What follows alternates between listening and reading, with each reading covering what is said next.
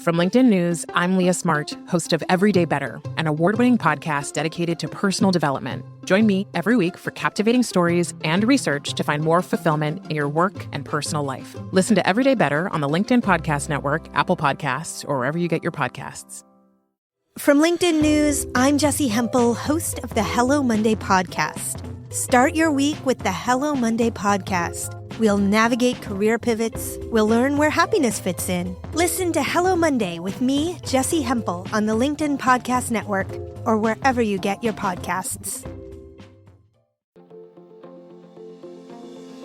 Hello, my friend, and welcome to another episode of Negotiate Anything. Thanks for spending time with us today. It's listeners like you in 181 different countries that have made Negotiate Anything the most popular negotiation and conflict resolution podcast in the world. I'm your host, Kwame Christian. I'm a business lawyer, mediator, professor, and the director of the American Negotiation Institute. Before we get started, I have two quick questions for you. Is negotiation a critical part of what you do? Do you need to resolve conflict and persuade at work? If you answered yes to both of those questions, visit our website to learn more about our negotiation workshops. We've traveled the country working with professionals just like you, and we'd love to have the opportunity to work with you too. Check out the link in the description to learn more. Netta, thanks for joining us today. Hey, Kwame, how are you? I'm doing great, thanks. How about you get us started by telling us a little bit about yourself and what you do? Sure. So I have been an in-house attorney for most of my career, going on 12 years now. I started out in litigation and I just didn't like it. I prefer to solve problems than kind of keep perpetuating them. So I took to the transactional side, and I absolutely love working in-house, and drafting, reviewing, and negotiating contracts is my jam. I love contracts. I think that my love for words started at an early age because my parents are immigrants. They moved here from Iraq in the 1980s and they didn't speak English. So as I grew up, I was sort of teaching them English, and they would ask me to reply to this letter from the bank or write our greeting card from the family. And I realized what kind of power words really have, and having a grasp on words and being able to use them to communicate what you want or what you need. And to me, that's what contracts are. They're a story. There's a beginning, a middle, and an end. And I love being part of that writing and creation process. That's fantastic. And that's a really interesting story. And it helps me to understand too, why understanding words and how they play a huge role in what you do. It makes a lot of sense why you're so passionate about that. And so you are, I would say, the first person that I know is really passionate about specifically contract redlining, which is fascinating. And one of the things you like to focus on is contract redlining etiquette. So for those in the audience, first, let's give them a background on what we're talking about when we say contract redlining, and then why etiquette is important here when it comes to this process. Sure, absolutely. So I do love contracts, and I spend a lot of my time negotiating contracts. Contract redlining etiquette is the behavior of marking up documents and exchanging them from one party to another. It's the offer and the counter offer, the exchange of comments and ideas. It essentially is the negotiation in a contract review drafting negotiation setting. And the reason I love talking about it is because, like you, Kwame, I have a background in psychology. I got my bachelor's degree in psychology. And I really love figuring people out and understanding, what are they trying to get at? What are they looking for here? And that's a big part of negotiation in any context, is to figure out what the other party wants and how you can reach a mutual agreement. The same goes for contracts. But the reason I love talking about etiquette is because every attorney kind of has their own style with how they redline. Some like to redline pretty heavily. Some like to provide comments via email. Some don't make any comments when they redline. They just kind of strike things out and say, nope, can't do. And it doesn't really give much feedback to the other party.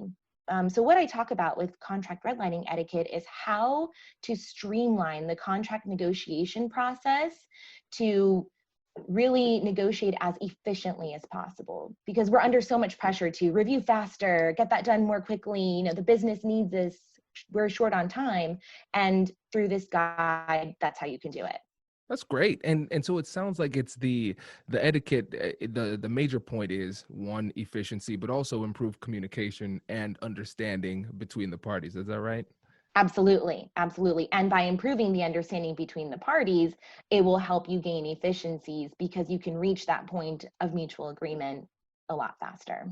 I love it. And I wish I listened to this podcast when I was a younger attorney. This is great. This is fantastic. Well, let's jump into the substance of this. So you provided us with three simple rules that we can follow. The first one is on comments. Every red line should be accompanied by an explanatory comment. Rule number two is on silence. Silent red lines can be powerful. And rule number three on exchanges. Exchange red line one time and then move to live discussion. So let's start with rule number one. What should we know about it? Yes, rule number one, always accompany your red lines with explanatory comments. This is really important because we've talked about this, you've talked about this before in your podcast, Kwame, that the more you can understand people, the more likely people are going to agree with you. If someone doesn't understand you, how are you ever going to reach agreement on that topic or that concept? So when we provide a red line and we strike a word or sentence or clause out, but we don't say why, then it doesn't give much to the other party when they receive it and review it. They just think, okay, all I know is they don't agree to this, but I don't know why. So what do I do with that? How do I further perpetuate this negotiation if I don't really have any explanation or justification? It's a lot better when you strike out a clause and you say, I'm very sorry, we just aren't ready to take on this level of risk at this time because we're a startup company, but what we can do instead is work with you on indemnification instead. For example, so now when the other party receives the red line, they have a comment that goes with it that explains why they can't agree to this. And you use that why to provide a counteroffer and begin the negotiation process. This is great. And so two quick things that I want to pull out from Mhm. that are gems here. First one is very simple. You use the word because. And because is an incredibly powerful and persuasive word. I know there are studies on how just the introduction of the word because can lead to higher levels of persuasion. I won't bore you, but if listeners, if you want to look at it, Google copying machine study, and you'll find a really interesting study on how the use of because makes what you say more persuasive. And the other thing is the brevity of the comment because it wasn't a like a long like a page worth of information. It was very short. Can you tell us a little bit more about how you determine what an appropriate length of a comment is? Yeah, absolutely. Trial attorneys write very long motions that get submitted to court or reviewed by the other party to help persuade and run that kind of negotiation. But in the contract negotiation setting, you don't really need that much meat because to be honest, most contracts kind of start around the same place. And we know as contract experts which clauses are more likely to be negotiated and which ones are not. So it shouldn't really catch someone by surprise what changes are being made. The more abnormal, I guess, the red line is, the more explanation you should provide. The less industry standard your red line is, the more explanation you should provide.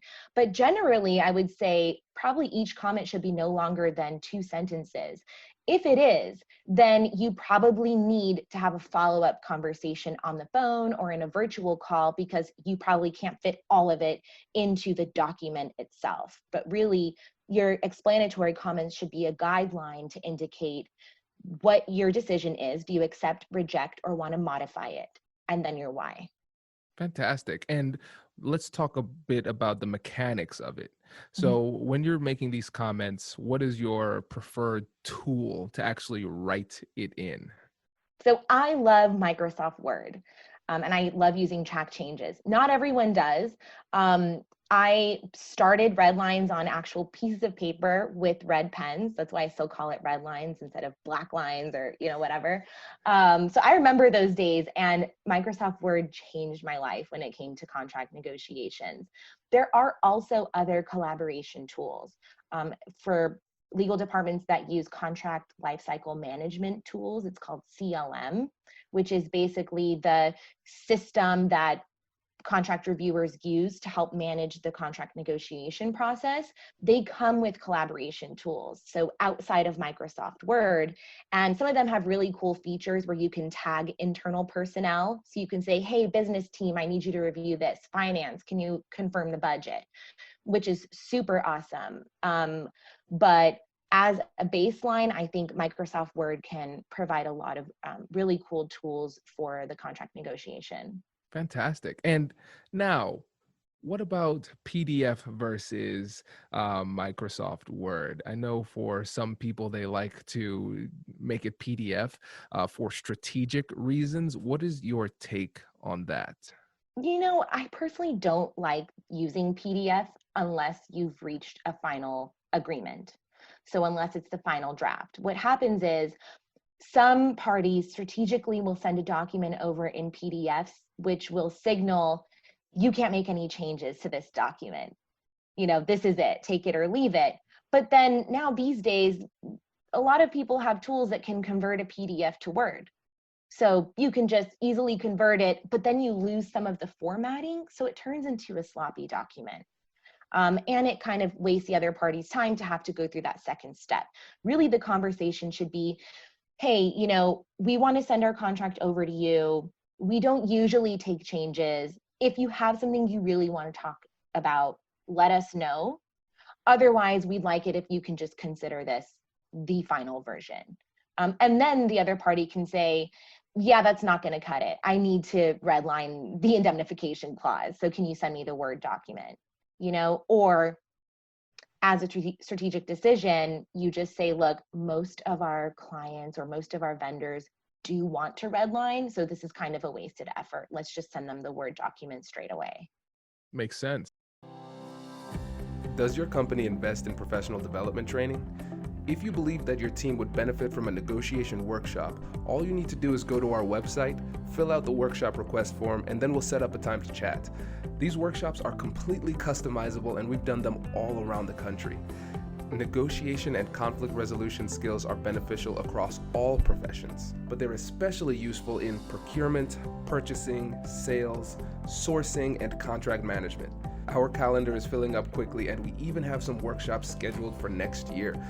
If you think you might want one, I'd suggest reaching out soon so you don't miss out. Check out the link in the description to learn more. And now, back to the show. Brace the rudders! Raise the sails! Raise the sails! Captain, an unidentified ship is approaching. Over. Roger. Wait, is that an enterprise sales solution? Reach sales professionals, not professional sailors. With LinkedIn ads, you can target the right people by industry, job title, and more. We'll even give you a $100 credit on your next campaign. Get started today at linkedin.com/marketer. Terms and conditions apply. And now for you, if you're on the other side, let's say you're dealing with somebody who's a little bit more aggressive, and then they just say, all right, here's the contract. They do it in PDF form. They don't approach it in that really professional way that you described it. They just say, here's the document. Let us know when you're signing it. How do you respond to that move? So it depends who my client is and what kind of bargaining power my client has. For example, I've worked for startup companies who don't have much leverage in the negotiation. If that's the case, then I will say, for the most part, we agree. However, there are these two clauses that just aren't going to fly for us because of this reason. We're a startup company, we can't take on as much risk, or we don't have this level of insurance, or whatever the case may be. And I'll send it in an email. So it'll say 2 points: insurance, indemnification. This is the requested change. Would you mind please incorporating these into it? If I'm representing a client who has more leverage, then I'll just convert the document into Word and I'll mark it up as normal. Makes sense. I love that. And I like that you have it's a smooth transition either way, because a lot of times people aren't exactly sure how to deal with that, especially with the concerns about leverage. But what I liked about your approach is that you take that into consideration, and then it's not that you're letting things slide. You're saying, all right, I'm going to fight back, but I am going to do so in accordance with the leverage I have. Yes, exactly. And explain your position of why you're doing what you're doing. That goes back to our rule number one. I find that the more you explain why you're doing what you're doing, the more successful you are in getting the other party to kind of, meet you in the middle. Fantastic. And that provides us with a unique opportunity to transition to silence. So we're saying that we want to explain, but when can silence be a powerful tool in the redlining game? Yes, great question. So what I describe in rule number two is that silent red lines can be a powerful tool in the contract negotiation process. And I like to draw the distinction between silence and silent red lines. You've talked before, Kwame, on your Negotiate Anything podcast about how, useful silence can be sometimes in negotiations and just not saying anything. But when we're talking about an actual document, you don't want to not say anything because you're working within a document.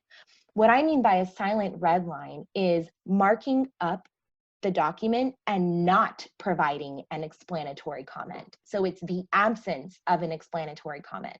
So rule number two on silence is actually one of the exceptions to rule number one. Every rule has an exception. And, we're attorneys, so we know this. And this is the one for redlining etiquette. So an example would be if I have already provided comments. Let's say we're working on a commercial agreement and governing law proposes Nevada. And I strike it and I write a comment that says, unfortunately, we can't accept Nevada. We don't have any presence in Nevada. What we can do is we can offer you these three jurisdictions to select from that we consider to be neutral jurisdictions: California, New York, or Delaware. Which one would you prefer? And I sent it to the other party, and what do? They revert back to Nevada. Did they respond to my comment? No. They didn't give me any indication. So we exchanged red lines again, and I put it back thinking maybe they just didn't see it. So I highlight it. Wanted to offer you the choice of one of these three jurisdictions. Which one would you rather have? And again, they revert back to Nevada. So at this point, they are ignoring my comment, which is, if it was a live discussion, it would be like they are ignoring my ask and holding very strong on their position without even giving me the respect of a response. So in that case, what I do is I pick the governing jurisdiction that I prefer, and I'm going to pick California because that's where the company is headquartered. So I will just revert it, strike out Nevada, write California, create a final version of the document, no comments, and send it over to the other party saying, here's the final version. I went ahead and selected California as the governing jurisdiction because that's neutral and the one that we think is best. Done. This is so juicy. I love this because even though there's no conversation really happening, it's so full of tension. All right. Mm-hmm. So let's break down the strategy on either side. So the person who is just ignoring you, and then your side. How do these two parties interact, and what's going on beneath the surface? There could be a few things happening. It could be that the other side is doing a quick cursory review, doesn't notice it, doesn't have the time for it, doesn't think it is worth their time to respond to, or doesn't know how to answer the question. Sometimes when you press parties for questions and they don't know the answer, they just simply ignore it instead of maybe trying to figure it out or kind of show that they don't understand. From the perspective of my side, I'm thinking I'm trying very hard to work with this party. I'm giving them options. I'm explaining my reasoning. I'm being flexible. I'm being patient. I didn't just jump to conclusions after one time. But they're not really working with me. So it's time to put boundaries up, and I need to drive the negotiation forward instead of repeatedly going back and forth over the same thing. And in order to do that, I'm going to make a call. I'm going to make a decision, and then I'm going to put a little bow on it and say, we're done, and see how that goes. Then if the other party says, wait a minute, why California? No, we need Nevada because of this. Now, finally, I've gotten their attention and they're telling me why. Now I can actually work with them to figure it out. Or because they didn't care before, they may not care that I changed it this time. And they'll just say, all right, ready to sign. That's fascinating. And I think one of the things that's really interesting about it is the fact that you're trying to be proactive, have the conversation, and you're dealing with somebody who is intentionally or unintentionally dodging the conversation.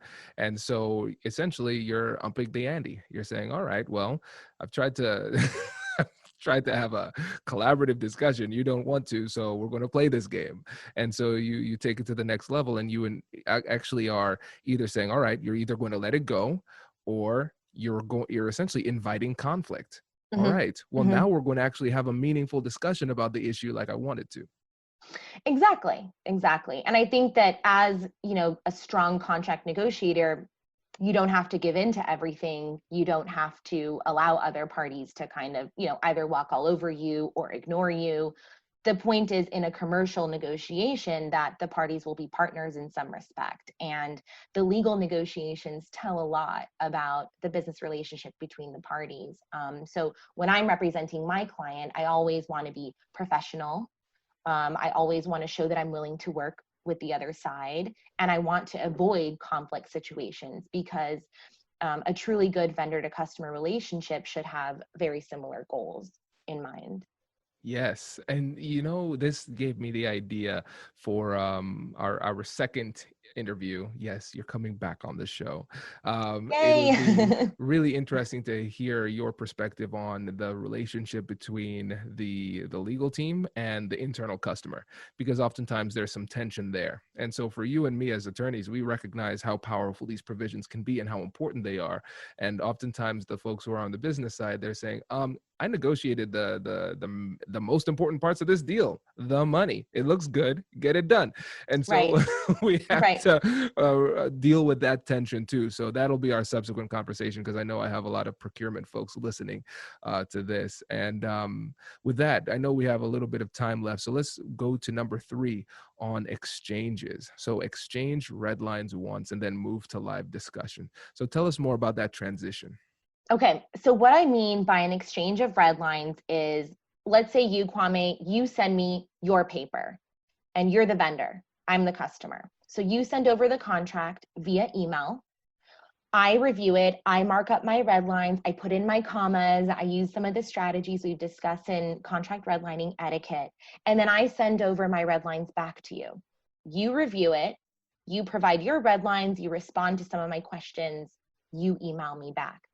That is what I consider one exchange of red lines, because each of us have had a chance to mark up the document once, and then we exchange our thoughts between one another.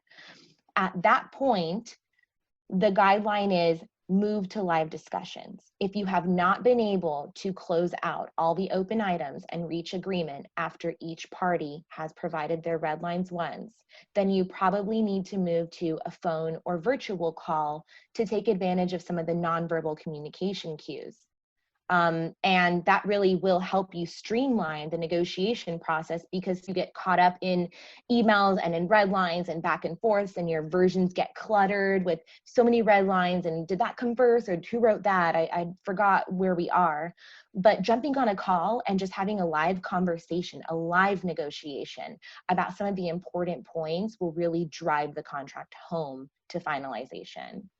This is great. And I like how clear this rule is, because if you don't have this rule in place, then you're really not quite sure, okay, do I want to waste my time with the discussion at this point? Do I want to waste their time? Should I wait a little bit more and get some more information? But when we say, all right, one exchange each side, and then we're going to transition to a call, it makes it very clear.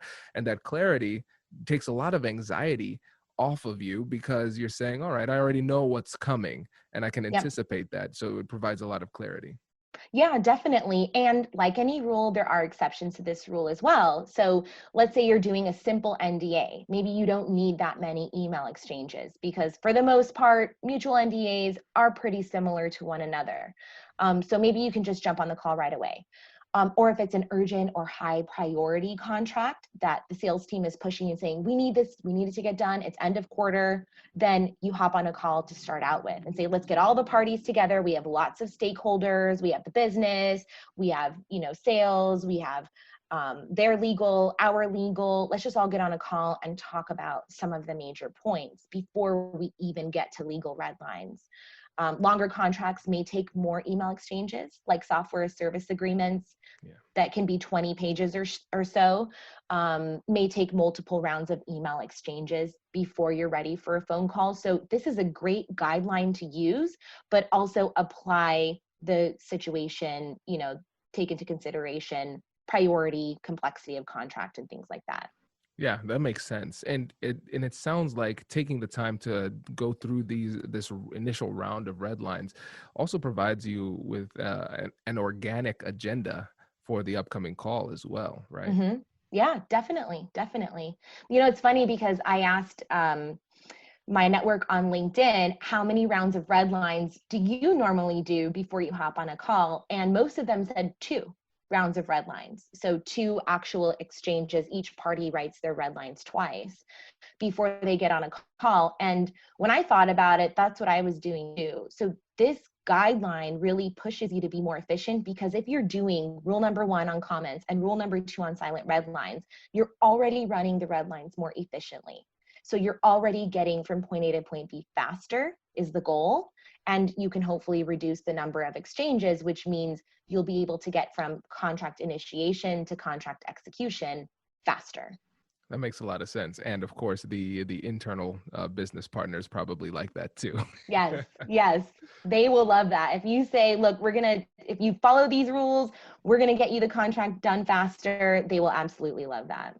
That's fantastic. And before you go, what would you say hypothetically is the biggest mistake that people make when they are going through these contract red lines? Probably the biggest mistake that I see is that contract negotiators don't use red lines to their full capacity. They don't really take advantage of this tool right in front of them.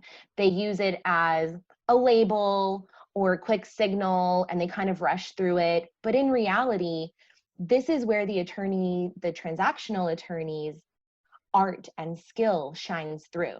This is where you make your persuasive argument. This is where you direct the conversation. And if you really pay attention to red lines, you can see a lot more there than just the words. There's a lot of context hidden behind the red line that you can use to your advantage in the negotiation if you're paying attention and doing it right. It makes so much sense. And the thing that I like about this is that you're being really proactive about the process. You're leading the dance, right? You are explaining things, you're communicating at a high level, you're transitioning when it makes the most sense to an in-person or virtual conversation about the red lines. And when you're the one leading that, then you can set the agenda in a way that makes it a little bit more favorable to you. It makes the conversation a little smoother. So I love the fact that this proactive approach puts you in the driver's seat throughout the negotiation. Absolutely. This is great. And so before you go, let the listeners know about your new show and how they can get in touch with you. Sounds good. Thank you so much. So I recently launched a blog called contractnerds.com, where I write about contracts, contract negotiations, and contract legal technology. And to follow that up, I'm working on a podcast called the Contract Nerds Podcast, where I'll be chatting with contract experts about some of negotiation tips, contract types, different tactics or best practices used in different industries. And I'm really excited about it. It will hopefully launch in January of 2021. If you want more information, you can go to the website at www.contractnerds.com.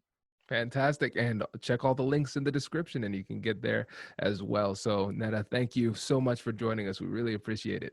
Thank you. This was so much fun. Thanks for having me on. My pleasure. Congratulations, you've just joined an elite club. By listening to a full episode, you're now officially on the Negotiate Anything team. So welcome aboard. What most team members do is they subscribe to the podcast because that allows them to automatically get the latest episodes of the show. The best things in life lie on the other side of difficult conversations. Keep learning, keep practicing, and keep getting better. Your relationships will improve, your career will soar, and you'll have the confidence you need to get the most out of these crucial conversations. Again, thank you for joining the team. We're excited to have you, and I will see you in the next episode. I'll catch you later.